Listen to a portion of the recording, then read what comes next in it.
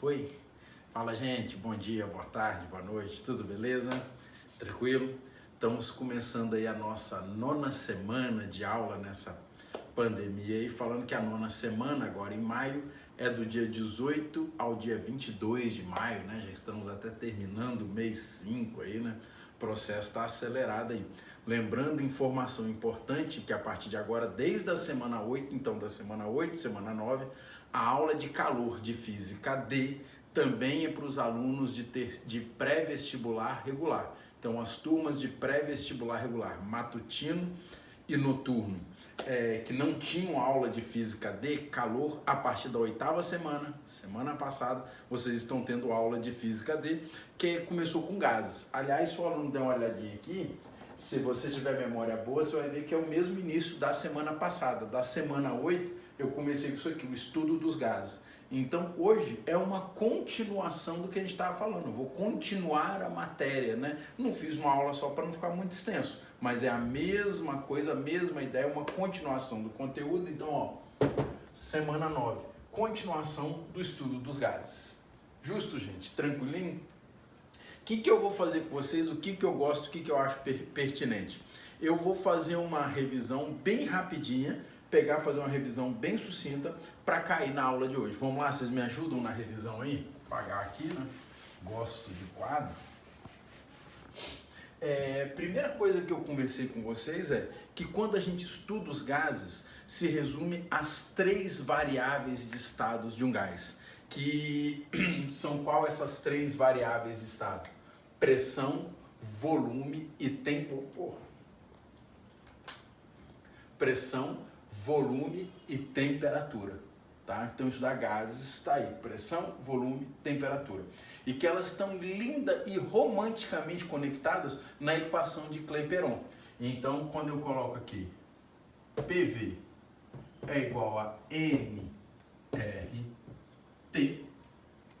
eu caio na equação de Clapeyron, pressão, volume, deixa eu grifar aqui as 3 variáveis de estado, pressão, volume e temperatura.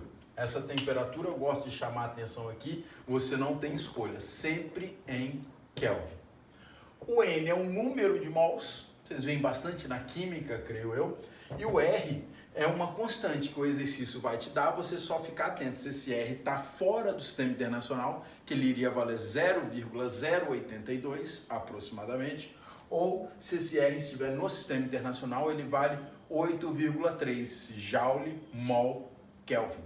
Tá? Você não tem que decorar esses valores, pelo amor de Deus, você não precisa decorar, mas precisa ficar atento para as unidades que você vai trabalhar. Tem que ter uma coerência de unidades, me preocupa isso muito na física, nos vestibulares por aí, evidentemente, no Enem. Então tá aqui a equação de Clapeyron que eu vou usar muito. Você trabalhando a equação de Clapeyron, você cai na equação geral dos gases, faço até questão de escrever aqui, ela é tão usada nos exercícios, ferramenta muito forte para os exercícios. Usa, eu diria, na maioria dos exercícios, a equação geral dos gases. Volto a repetir, é uma ferramenta muito forte nos exercícios. Compara o gás no modo inicial e o gás depois no estágio final. O gás ele se transforma, é quando o exercício tem uma transformação gasosa. Aí eu vou aqui, pressão inicial, volume inicial, temperatura inicial é igual a pressão final, volume final, temperatura final. Show? Equação geral dos gases está aí. E depois eu fui trabalhando com essa equação que a gente chama de transformações especiais. Quando alguma dessas aqui não muda, por exemplo, eu trabalhei na aula passada, eu estou fazendo uma revisão, eu trabalhei uma transformação na aula passada, trabalhei uma transformação isotérmica. A temperatura se mantém constante, a temperatura no gás, isso é uma aula de gases, tem aluno que vacila e aplica isso para líquido, sólido, tá ficando doido. Eu tenho que aplicar isso aqui em gases. Então, essa equação de gases, quando a temperatura do gás não muda, é uma isotérmica. Aí eu vou pular aqui vários slides, eu até na minha organização, na minha pasta, isso aqui chama aula 8, aula 9. Então tem os slides aqui da aula 8 e depois na continuação os slides da aula 9. Então deixa eu pular aqui, gente, chegar aonde eu estava na aula passada.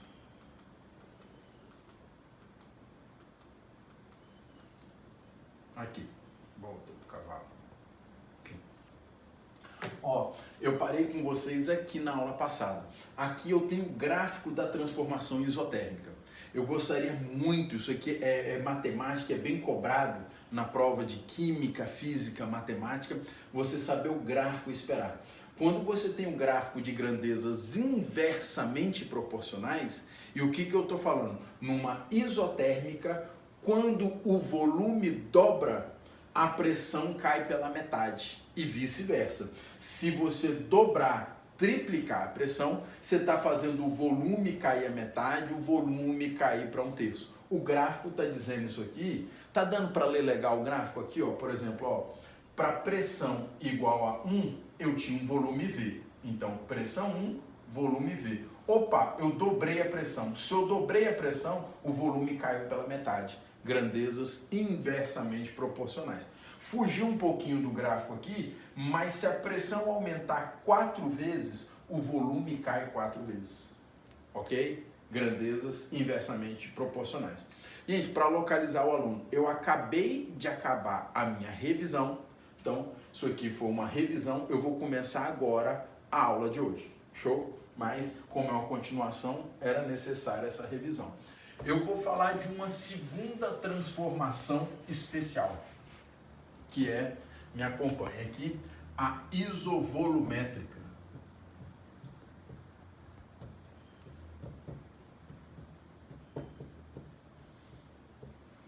Tá?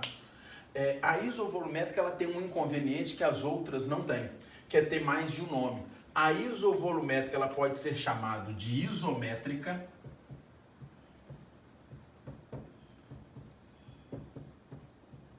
ou também de isocórica.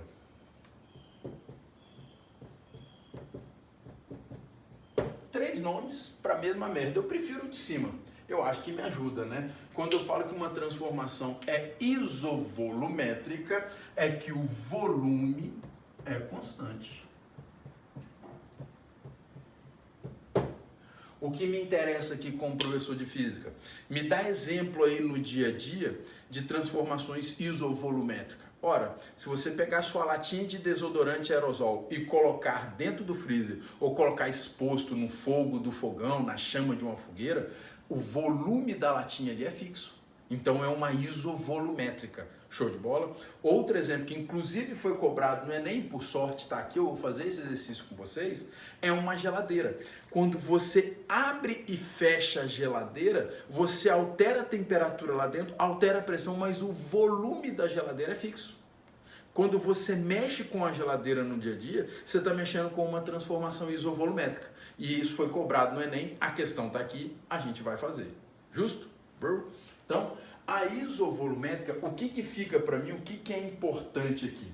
Se eu trabalhar, eu vou fazer aqui para relembrar, se eu pegar aqui P0, V0 sobre T0 é igual a P final, volume final, temperatura final. Se o volume é constante, o que eu posso fazer? Mas pincel preto é uma merda para mim. Foi embora. Eu vou ficar com P0 sobre T0 é igual a P final sobre temperatura final. E agora vem o comentário que me interessa. O aluno perceber nas questões e no dia a dia que uma isovolumétrica é uma transformação diretamente proporcional. O que acontece com a pressão, acontece com a temperatura. Se você for na sua latinha de desodorante aerosol e duplicar a temperatura, você está duplicando a pressão. Se sua geladeira, a temperatura cair pela metade, a pressão ali também cai pela metade. Então, é diretamente proporcional, é o que eu quero que fique aqui, ó. Esse vai ficar meio desorganizado, infelizmente, mas a mensagem ficando para vocês